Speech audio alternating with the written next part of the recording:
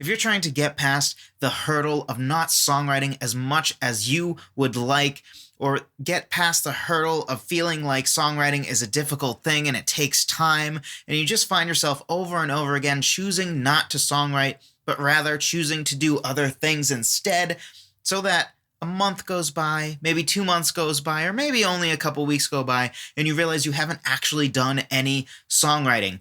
This video is all about how to fix that problem in one very simple step that I think goes a long, long way to making it easier on yourself to actually sit down and songwrite more and more often. And the main way to do this is fundamentally just creating a path of least resistance to songwriting. And there's several ways you can do this. One way you can do this is actually setting up your songwriting space. Have a space within your house or your apartment or wherever you are that is sort of just your songwriting space. You make sure that you have everything you need for songwriting there.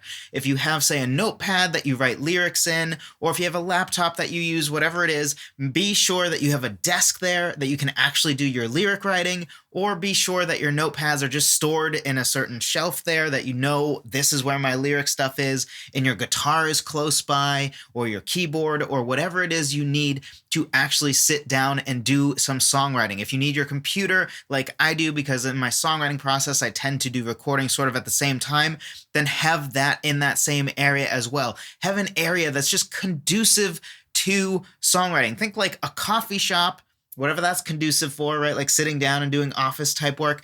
You want to create that type vibe except for your songwriting within your house or apartment. So for example, where I am right now is actually sort of my joint video studio space as well as my music studio space. And I have optimized this space to be as easy to get going with songwriting as possible.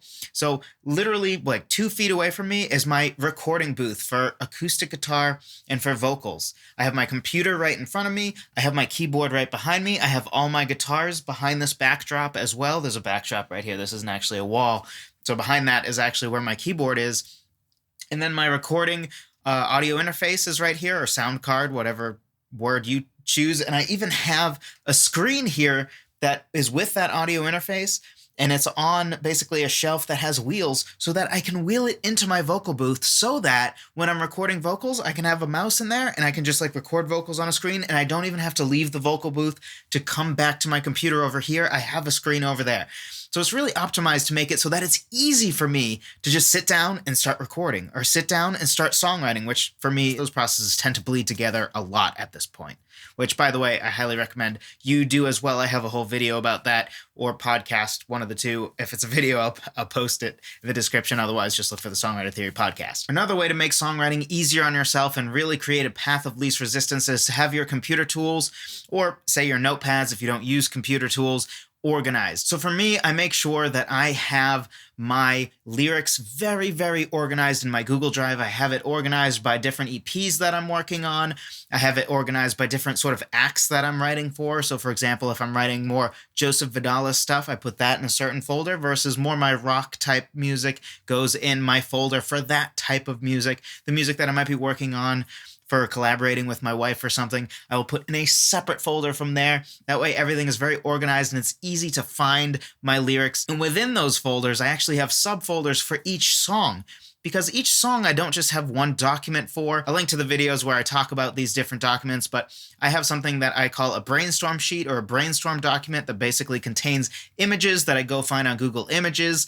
And then I do some sort of prose writing. It's sort of like doing some development work before actually trying to write lyrics. So that is a whole document that I have besides the document with the final lyrics, or the lyrics that I'm actively workshopping, which, by the way, I call my lyric development sheet.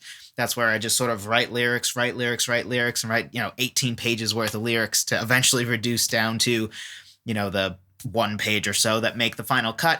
And then I have my related word sheet. And the basic idea of this related word sheet is that you're going to pick words that really are central to your song, whether that be more on the theme side of things, or that be the side of symbols, or that be the side of literal things that are in your story. Let's say your story takes place I don't know, utilizing a mountain as the main imagery.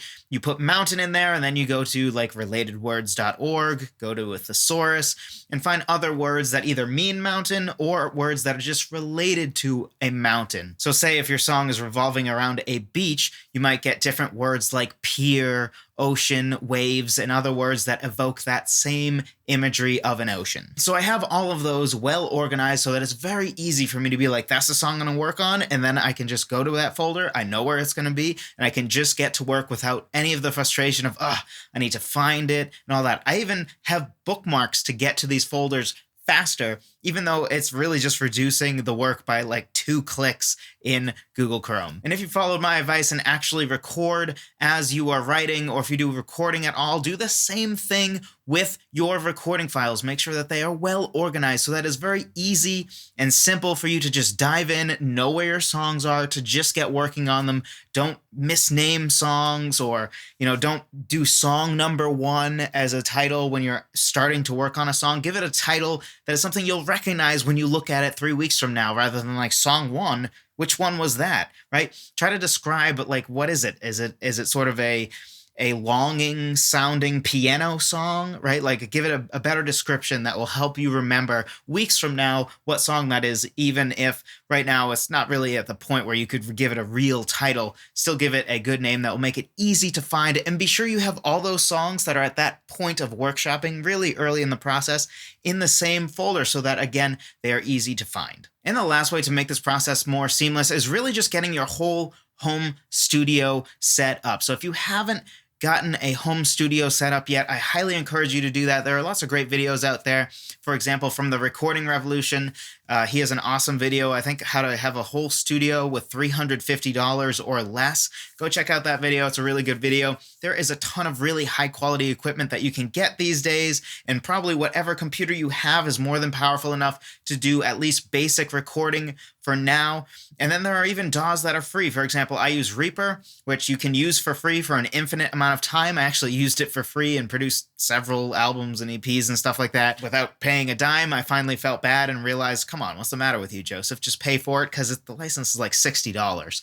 So it's free or really, really, really cheap, and it's great. That's what I use for everything. That's even what I'm using right now to record the audio for this video. It's what I use for everything. I think it is really, really great. And again, it's hard to go wrong with free. So get your home studio setup going. I already kind of described some home studio elements when I described how this area is set up so that it's easy to get going with songwriting. But my other encouragement to you here is be sure to really start to combine that songwriting process with the beginning of the recording process, because then it's easier to remember the things that you're writing, right? Because you're recording everything. And then it helps you really get into the zone when you come up with something, you record it, and then maybe you practice a little bit. Then you record the real version that you're going to use in the song, you edit it, and then tomorrow when you come back in, you can actually just layer the next track on that song, which might help inspire you to move the song forward.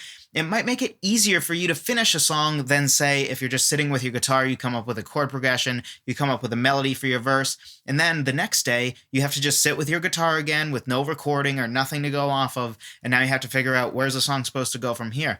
But if instead you have a recording of that already, and say you lay down an electric guitar riff that goes with that first verse, maybe do an organ sound or something that goes with it, now the vibe of the song is really starting to take shape. And one of those other instruments might end up inspiring you into the chorus that you need, that you would never have experienced if you just sat down with your guitar and didn't record anything and didn't really start the arrangement process during the songwriting process. For me, at least, it makes it much more exciting to songwrite every day in this way, because it sort of combines all the fun elements of songwriting and the fun elements of arranging and producing at the same time, and makes it so that there's always something to do when I sit down to songwrite. So I highly encourage you to do this. Overall, if you're trying to get an image of exactly what it is I'm talking about here, the main idea is sort of what I went through when it came to the gym after I left college. At college, there was just a gym on campus, right? I walked right by it. I walked through it half the time. So it was easy to work out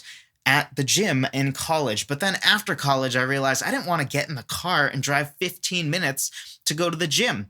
And eventually, after paying for the gym for a long time, I realized that I just didn't do it often enough to justify the cost, but I still wanted to work out. It was not a thing I was going to do. It was too out of the way. So instead, what I did is I bought some equipment and then I started working out at home. And now I actually work out consistently because I just run into my workout equipment, right? When I go upstairs, there's my workout equipment right there as a reminder. Hey, you can just pick these up and start going right now. You can watch your favorite TV show in your bedroom while you're working out, right? It's highly convenient. So I don't avoid workouts because it's not out of my way to work out. It's actually in my way to work out. It's in my face, right? It's almost harder to not work out at this point. So in the same way, we want to do that with our songwriting setup. We want to make sure that it is not easier or not significantly easier to just like sit down and watch Netflix. You don't want to be in a situation where, for example, you would do some songwriting, but you don't really know where the files are that store the song that you're working on, and your recording equipment isn't really set up, and maybe you do follow my recommended methodology, which is sort of combining the recording process with the songwriting process. And, your recording equipment's not set up, you don't know where your mic is, and now it takes 15 minutes just to get set up to start to songwrite. And by the end of that 15 minutes, you're probably like, Netflix sounds so much better, video games sound much better. That's what you want to avoid. You want to make it easy to just sit down, boom, get into songwriting mode. Don't let the other stuff get in the way. In fact, just as a final point on that, my vocal booth is now like basically arm's length from me, where everything is right here. And the reason that I actually recently readjusted my office to do that is I realized after a while, why is it that I have like half of my, not the upcoming EP recorded, but the EP after that EP already recorded and songwritten? It's probably halfway done already, but I haven't finished the current one. Why is that? The only thing left is vocals. I realized that the reason is because recording vocals was such a pain in the butt. My vocal booth was in a closet on the other side of the basement, so I had to sort of do all the setup here, and then for like mic adjustment and stuff, I had to do all the adjustments here at the computer and then walk like 50 feet to go put my headphones on, try the sound. It's a little off. And then I come back out, and it just took so much time. It was such a pain. So I hated doing it. So guess what? I just kept not doing it. So that's why I have the vocal booth right here now, because now it's easy for me to just jump in there, get some recording done, and it's not a whole giant ordeal. So now I'm going to actually do that thing because I've set myself up for success. So do the same thing with your songwriting, your recording, anything else that you want to do. Be productive about really when it comes to songwriting, or anything for that matter, but specifically here, of course, we're talking about songwriting. So I hope this was helpful to you. If it was, be sure to also check out my 10 different ways to start writing a song, whether you are somebody who is new to songwriting or a savvy veteran who maybe has lost your way a little bit and you find yourself thinking, I just don't feel as inspired as I used to be, or some of my songs are starting to feel the same, are starting to sound the same to me. I'm starting to like lose that passion a little bit. Regardless of your situation, it is always a good idea to have more ways to start your song, because I think one of the easiest ways to change up your songwriting and keep songwriting fresh is to actually start songwriting from different standpoints. One of the ways I would like to look at this is sort of like if you have a big island and you're airdropped in one location versus another, you're going to have a totally different time on that island exploring, right? If you're dropped in the beach area, you're going to have a very different experience than if you're dropped on the other side where there's just a giant volcano. Where you explore is going to be significantly different, assuming it's a big enough island that you don't just explore the whole island regardless. But the same thing is true in your songwriting, right? If you start by writing a catchy bass line, your song is going to go in a very different direction than if you started with, say, a drum beat, or you started with a melody, or you started with lyrics. And on that, the guide has 5 different ways from a lyrical standpoint and 5 ways from a musical standpoint to start writing a song. So if you find yourself in a rut or you're new to songwriting, be sure to check that out. The link will be in the description down below. Thank you so much for watching. I appreciate every single one of you. Hope this was helpful to you, and I'll talk to you in the next one.